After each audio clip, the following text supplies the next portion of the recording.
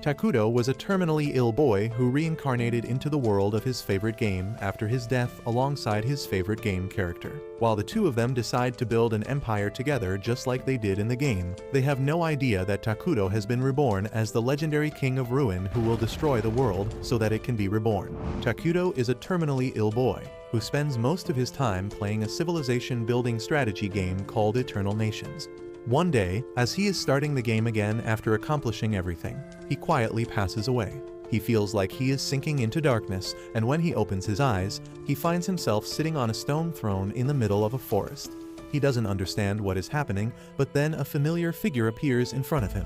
Takuto immediately recognizes the woman as Atu, the sludge witch, who was his favorite character from the game of Eternal Nations.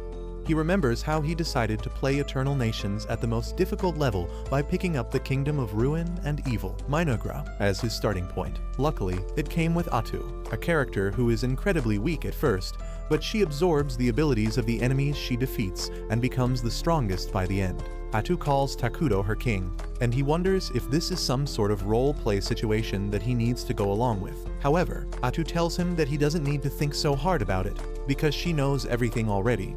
She knows his name, as well as the fact that he has never touched grass in his life. He was the pro among pros who completed the game on nightmare difficulty with the most tricky civilization. Takuto is astonished to hear that she knows about him being a player and her being a character inside the game, and Atu tells him that she remembers all their games as well. She knows his playstyle as well as all the things he said to her through the screen, and all the times he busted one out in her name. Takuto is incredibly happy on realizing that he can talk to his favorite character face to face, and Atu tells that she is even more happy. He then asks her if this is heaven and if she summoned him to this place, but Atu tells him that she was summoned to this place too. As for the location, she feels that it is like the world of Eternal Nations. She then quickly kneels before Takuto and holds his hand, saying that since they are here together, it doesn't matter what kind of place this is. She says that they should team up again and build a civilization just for the two of them. Takuto doesn't even know what to say as Atu pulls him down from his throne, telling him that they have conquered the world multiple times in the past, and they should consider this a chance for a brand new beginning. Takuto likes the idea, and he asks Atu to serve him to form a glorious civilization, and she gladly agrees. She then pretends to be a badass witch and officially pledges her loyalty to him. But then both of them get embarrassed at those cringe-level dialogues. With that, Takuto tells Atu that she already knows what is the first thing they do at Minagra. She affirms, saying that they will become shut-ins and hide their existence from the rest of the world. The next thing that Takuto does is using his emergency skill to produce a giant-sized bug to scout the nearby area. Takuto and Atu discuss how it is one of their core rules to completely hide their presence from other players in the early game, and scouts like this are helpful to gather information without revealing themselves. Takuto then commands the bug to gather information from the surroundings, and it immediately darts away to do its mission. Atu is surprised because she didn't expect things to go so smoothly in this new and unfamiliar world, and Takuto tells her that he can only share the vision of the bug, just like in the game. He then says that he spent half of his mana to create the scout, and now his best choice is to create a starting settlement for them.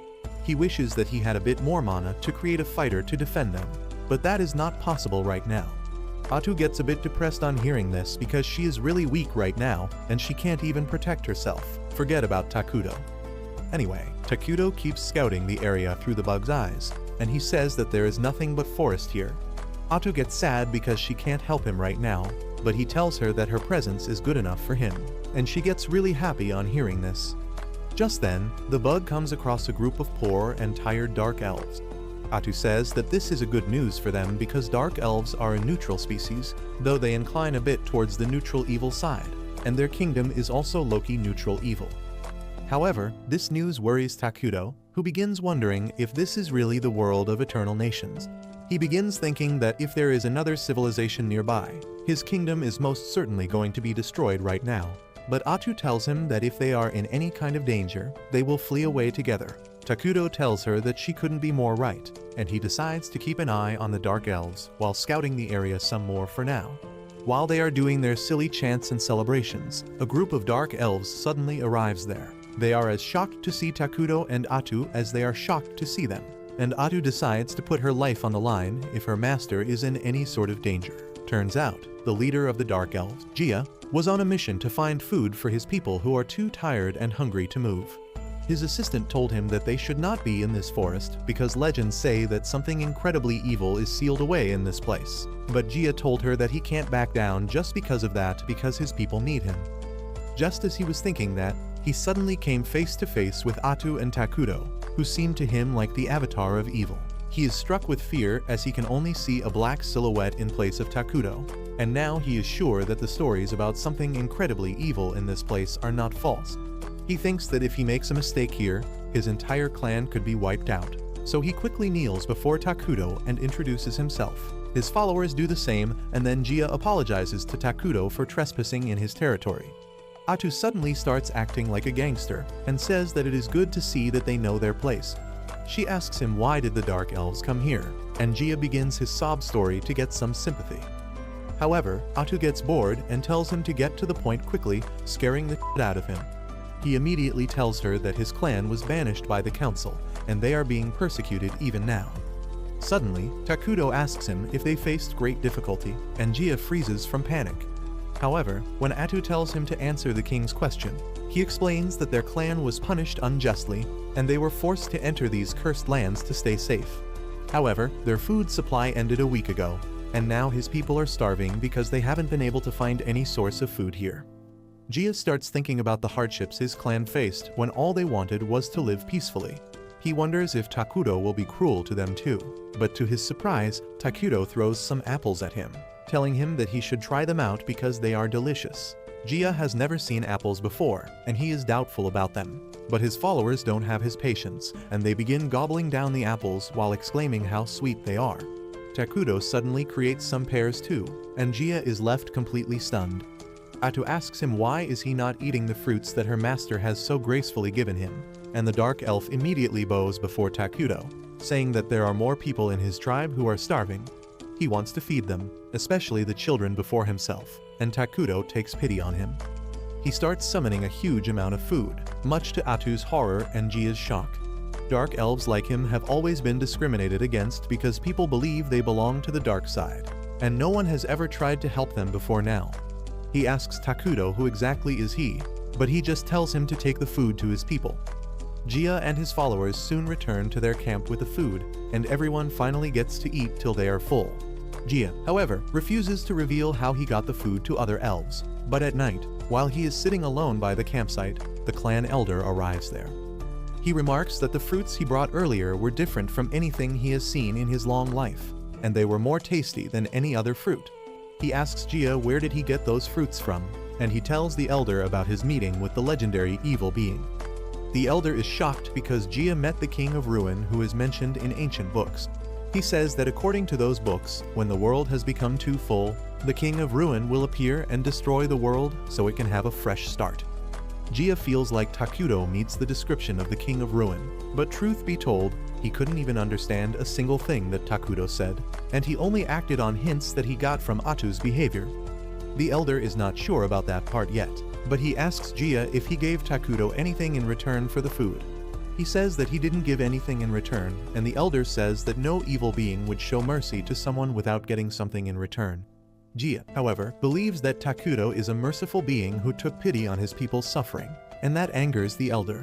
He asks Gia how can he talk about an evil being with such respect, but after a bit of debate, he realizes that Gia did his best and secured food for his people. After that, Elder Molter declares that he will negotiate with the Dark King as the senior-most Dark Elf, and hopefully, their clan will be able to get the peaceful life they have always dreamt of. On the other hand, Atu scolds Takuto for using his mana to create food for the elves when he doesn't have enough for it. But the moment he tells her not to be upset at him because he needs her, she starts acting like a simp again. The next day, Gia gets ready to visit Takuto again, and Elder Molter asks him if he is ready to face the king. He believes that since they have already accepted charity from the Dark King, they must be ready to pay any price he asks in return. Gia objects, saying that Takuto never said anything like that. But Molter replies that it is just the way of nature for evil beings to ask for compensation in exchange of the good deeds they do. However, he agrees that they need to keep relying on Takuto to survive, because no place else is safe for them. The two of them decide to go to Takuto together, unaware that his insect scout was keeping an eye on them the whole time. Takuto immediately calls the bug back to report to him, and when he learns that the elves are coming, he just wishes that they take the rest of the food he prepared for them yesterday and leave quietly. He gets nervous as he explains that he gets nervous and can't communicate properly, so he doesn't know if he can negotiate with the Dark Elves. Atu tells him that she will do it for him, and it will also show the Dark Elves that her king doesn't even talk to the likes of them. Soon after that, Molter and Gia arrive there, and the old elf greets Takuto with some ChatGPT-generated salutation, thanking him for providing food to his people. He then asks if he can know the name of the person who helped them, and on receiving Takuto's permission, Atu shares his name, declaring him as the King of Ruin. Both the Dark Elves are shocked to have their fears confirmed, and then Atu tells them to take the food and leave because it won't last long anyway. However, Molter says that he wants to repay Takuto for the kindness he showed them, and asks what can they offer him in return. Atu simply tells them that they won't have anything that will be able to satisfy her king anyway, so they shouldn't even bother trying.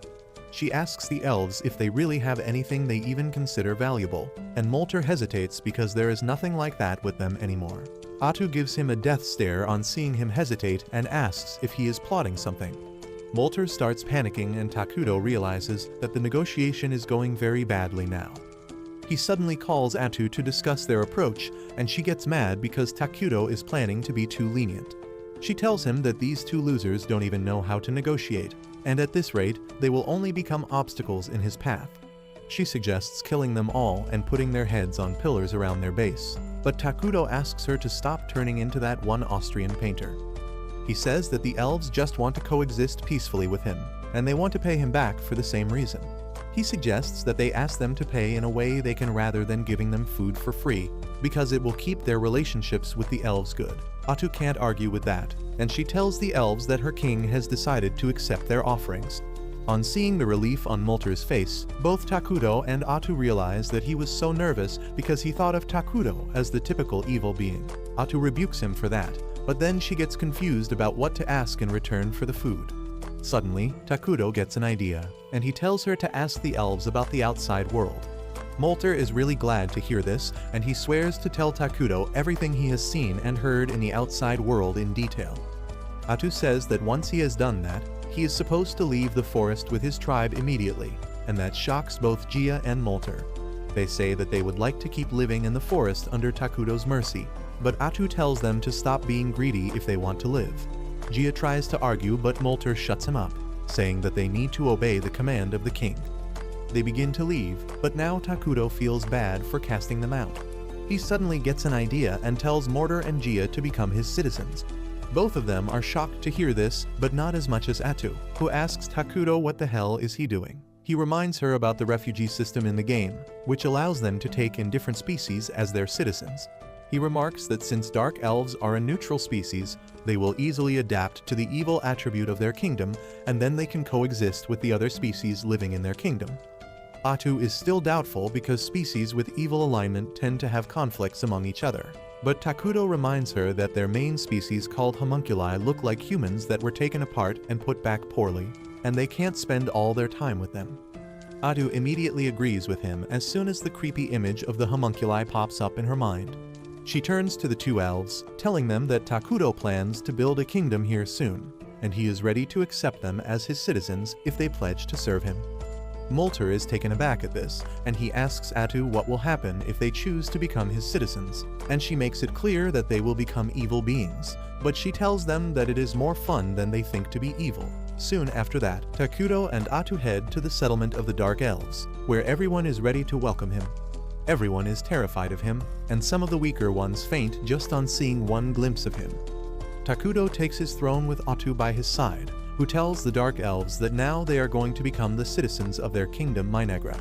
She asks Takuto one final time if he is sure about it, and just as he gives his permission, the elves are accepted into his kingdom, and Atu congratulates them because now their survival and safety is guaranteed by their new king.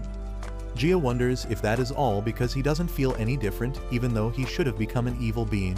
Suddenly, he regrets his words as intense hatred erupts inside him and the other elves.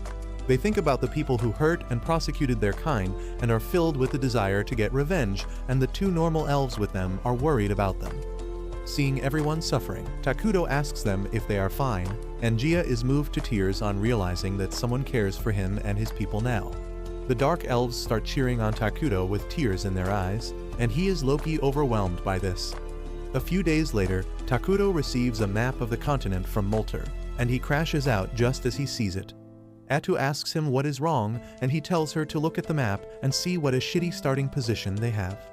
They are on a continent where two huge and powerful civilizations are already present. One of them is the Holy Kingdom of Qualia, a nation of humans who worship the god Arlos, and they are a hardcore good alignment civilization. On the other hand, there is El Nan, the alliance of elementals where elves who worship nature live. They are also aligned to the good side, and Atu panics on realizing that if they find their kingdom, they will quickly erase them. She crashes out along with Takuto, but then he calms down, saying that as long as they are not discovered, they can become stronger. He says that in the game, their main species homunculi are really dumb so they can't do much research, but now that they have dark elves, things should be better on that end. Soon after that, the Dark Elves pay him a visit, and this time, Gia has brought along his assistant Emily with him. He tells Takuto that Emily is a smart nerd, who knows a lot of stuff about other kingdoms, so she will definitely help him out more than them. Atu tells them that the king is pleased with their dedication, and then declares that they are going to take up important jobs from now onwards because it is what Takuto wants. First, she assigns Molter the duty to look over the internal affairs of the kingdom, and says that she has high hopes from him because she has learned that he knows magic as well. Next, she makes Gia the head warrior of Minagra and tells him to build up a strong army so that they can defend themselves. She leaves recruiting soldiers into their army entirely to him, and he gets hyped up, saying that he will kill all their enemies and display their heads as trophies, but Takuto is already grossed out. He says that war is barbaric, and Atu tells the confused Gia that their king prefers peace, so he should keep that in mind. This confuses the elf warrior even further as he wonders why would the king of Ruin love peace. Well, Molter taunts Gia, and then immediately gets up, saying that unlike Gia, who only has muscles instead of brain, he will be more helpful. Gia takes this as a challenge, and he tells Takuto that he is young and strong, so he can work more without rest. Atu doesn't realize that they are just competing to get Big Evil Daddy's attention, and she thinks they are workaholics. She asks Takuto if they should give them a mission to collect resources, and he suggests that they should order them to beautify the terrain and create some houses. Atu immediately conveys this to Molter, telling him to gather enough timber to build homes while leaving the forest mostly intact. Molter says that he will immediately get to it because dark elves are forest dwellers originally. Takuto then tells them to reforest the parts they cut out, and this confuses the elves because they haven't heard the term. Takuto realizes that their civilization might not be as advanced as to understand reforesting, so he asks them if they know about military magic or the 6 major elements. Molter says that he only knows about the 4 major elements, and Emily says that she has never heard of any country using military magic. Takuto and Atu realize that this world is much more primitive than they thought, but it is actually a good thing because once they progress their magic technology, they can quickly overtake other nations. Atu then explains that reforesting means growing new trees in place of the ones they cut off, and the Dark Elves say that they do that too, but they can't use magic to grow them quickly. Atu says that reforesting uses the 6 major elements to quickly grow the tree, and she suddenly gives the credit for this discovery to Takuto, even though it is a big fat lie. She keeps glazing Takuto, saying that he created the unique fruits they ate earlier, and how grapes are her favorite.